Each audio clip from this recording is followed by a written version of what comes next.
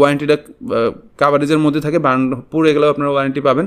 So এটা মানে good deal, মোটামুটি অন্যান্য পাওয়ার সাপ্লাইগুলোর মতোই, তো ভালো ডিল, এই জন্য আমি এসআরের এটা চয়েস করেছি।